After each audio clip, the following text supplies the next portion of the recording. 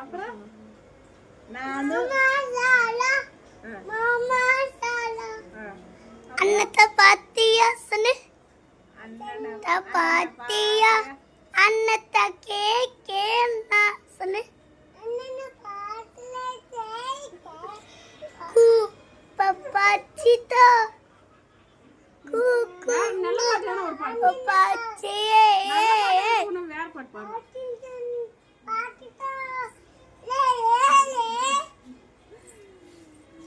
அப்புறம் ஏய் கத்தி வச்சிருக்கா.